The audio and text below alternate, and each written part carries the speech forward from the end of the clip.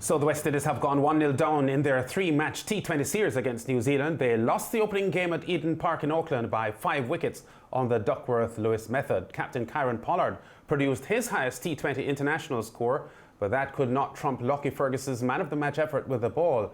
And he took 5 wickets and was dominant against the West Indies team that started brilliantly, Moran and Tino, but got themselves lost in the middle. And it took a strong effort from Kieran Pollard, the captain of the team, to revive their innings, but it just wasn't enough. So a disappointing end to a match, Tino, that had looked promising at the start for the Caribbean side. Yeah, I mean, they were 50-odd in 3-point-something overs. Yeah, yes. 58. Going great guns. Obviously, the rain interruption. And then we lost the middle order really quickly. To be honest, right, Rovman Powell just looked out of sorts in his CPL. Not sure where he's playing in New Zealand as well, but that's a whole different story, guys. But the way how Kieran Pollard came and batted, absolutely marvelous. The way he constructed the innings, and he just fought fire with fire. Lockie Ferguson, obviously, he bowled quick. As always, get my blood bubbling when I see someone running a ball as quickly as they can. And to get 5 for 21 in a score of 180 odd was magnificent. So I think that at the end of the day, the middle order really have to really concentrate a lot harder. But it comes down to our bowling again. Our bowling has let us down, guys. So something that they got to go back to the drawing boards with. And when we're talking about that point 11, honestly, I would give either Keswick the bench or Timo Paul and bring in Romario Shepherd. So either or. Right now, it's between a flick of a coin, to be honest. The way that Keswick got the better T20 record. If you're talking about players, to be honest, he's one of our better T20 bowlers on paper. But in terms of executing, I don't think he executes as well as he should, or as well as he's capable of. So that's something for the captain to really get into his mind and really get the best out of Keswick. But I think he has something to offer. But you've got to get a space in there for young Romario Shepherd. So that's me. Yeah. Well, let's get the Ricardo Chambers game recap now before we continue our discussions on this. In the stands, a delight. 2 rain delays within the first 2 completed overs. Not so much.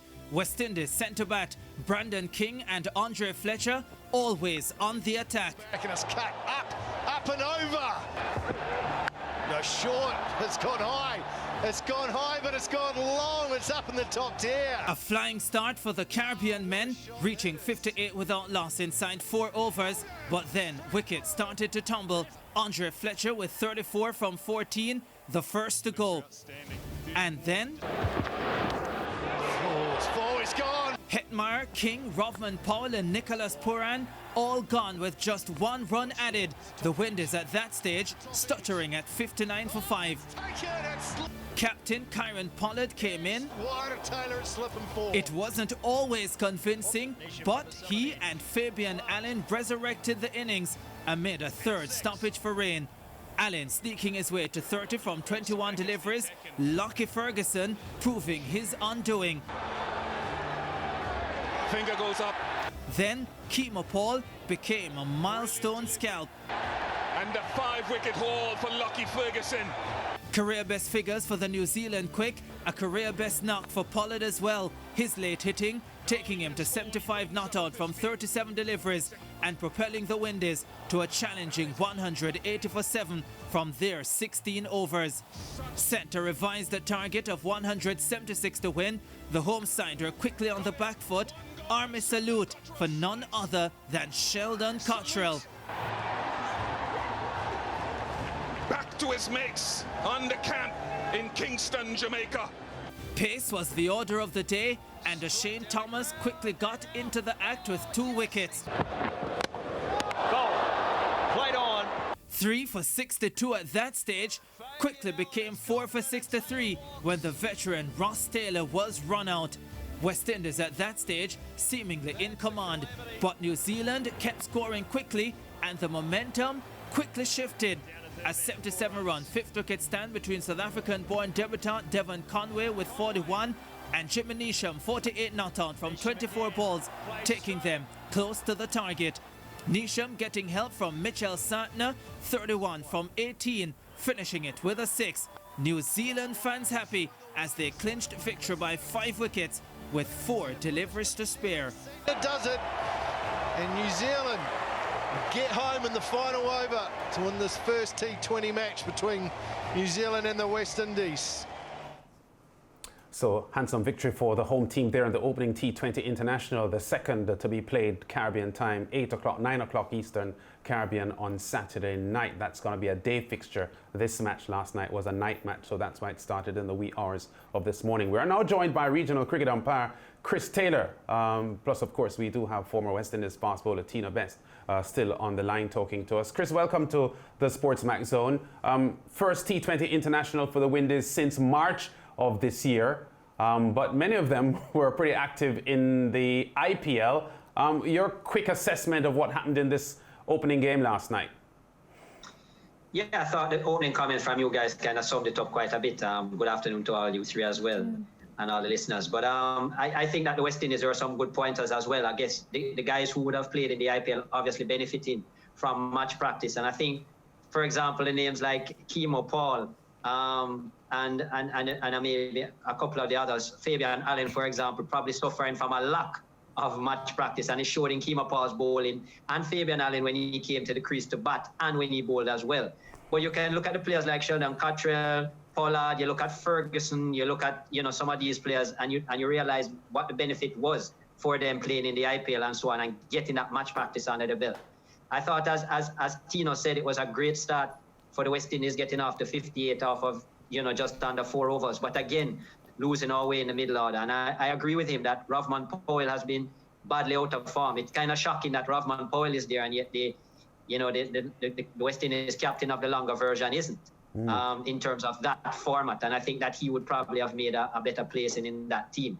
But that being said, I thought the West Indies recovered well from the captain as well. To get to 180 is certainly a very challenging total and so on, and one that the West Indians could have defended.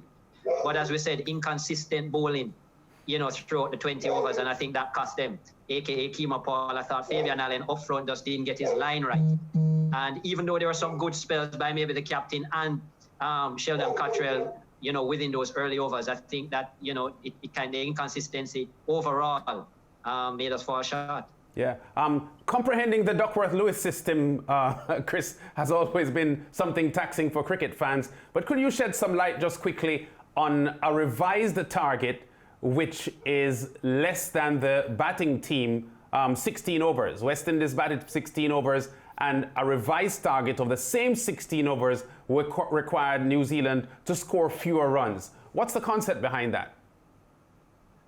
First of all, lads, let me just insert Mr. Stern's name, because it is actually DLS. And I'm sure he might be suing us for saying, why is he being left out of the equation? But there has been some changes to the DLS system in this current year. The new 4.0 is out because they thought that there was a bit of disparity between, the bowler and the batsman and how the calculations have gone. What I will say, it's a very difficult thing to diagnose. As you can imagine, it is a calculation spreadsheet.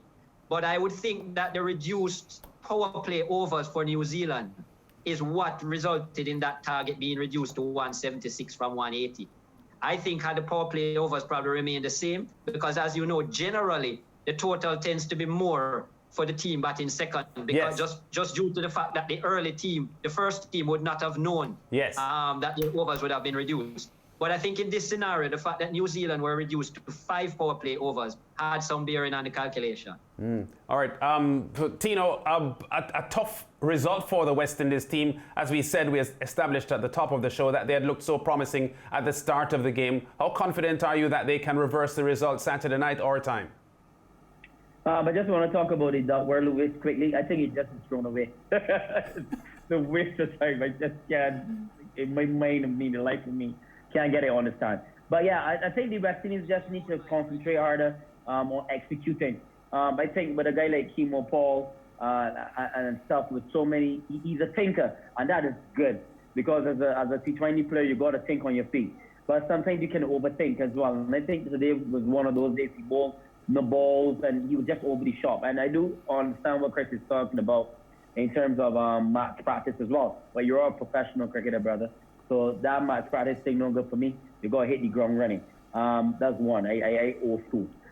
Two, once you got a situation of the not losing wickets in that middle order, I think 200 runs every time West Indies bat, they're capable of it. I think that is the way in 2020 cricket. There's so much talent in that batting lineup that I will be disappointed if the West Indies score under 185 in the next two next two T20 internationals. But I got the confidence that they're going to win the series 2-1. They got the manpower there to do it. The only thing I'm worried about is or well, it's just disappointed about is that Jason Holt is not a part of that T20 team. That's all. But I think they're going to come back strong. Okay, well, of course, Jason Holt are focusing on the test match, which starts next week. So that's where his focus will be. Chris, thanks for talking to us. We will be keeping in touch with you because there's a lot of cricket coming up in New Zealand for the West Indies. So we'll be in touch. So Craig Brathwaite produced his highest ever first-class score as a test squad continued its preparation for the two-match series against the Kiwis. Brathwaite scored 246 as the West Indians, who resumed day two on 353 for 3, were eventually dismissed for 571. Brathwaite's knock surpassed his previous first-class best of 212. Jermaine Blackwood also got among the runs, contributing 53, while Raymond Reifer made 46. Darren Bravo got 93 and John Campbell 45 on day one. New Zealand about to resume on the third day, and they were 45 without loss overnight. So a good batting effort here from the West Indies men, Mara and Tino. And the emphasis here has got to be how long some of these batsmen spent at the crease, which is what you want to do in a warm-up tour match. Craig Brathwaite batted about 9 hours, I think. Several of the batsmen batted just under 2, just under 3 hours, and so on. So I don't think from a batting perspective they could have asked for a better tune-up here. Definitely, I think the amount of time Craig spent at the crease will have to boost his confidence, because we all know, first of all, the vice captaincy was taken away from him. For him to do this in particular, to focus on his batting. So I think now that he has nothing to worry about, just put his head down and continue batting. I think this will definitely boost his confidence. I just hope, though, that he realizes that this is a warm-up match, and when he gets into the real thing, he does the same thing that he's doing right now. Yeah, Craig, you know him well, Tino. He faced 400 balls in his innings, batted, as I said, about 9 hours, and a huge confidence booster for someone who, for the past 2 or 3 years, has underperformed. Yeah, runs is what makes you a batsman. As Mariah said, this should do his confidence a lot. I hope that he can don't score the runs in the practice. Yeah. Transfer it. He can save some for the test series. But batsmen strive on confidence, bowlers strive on confidence as well. And for the West Indies to score 500 odd is really good. They're spending time in the middle, and we know for sure that Craig Brathwaite is one of those batsmen. He's not the most talented in terms of efficiency, the shots and stuff, but he's one of those guys that can settle along and really bat properly. Bat long innings, and we want to see him get back to that. So it's good on him.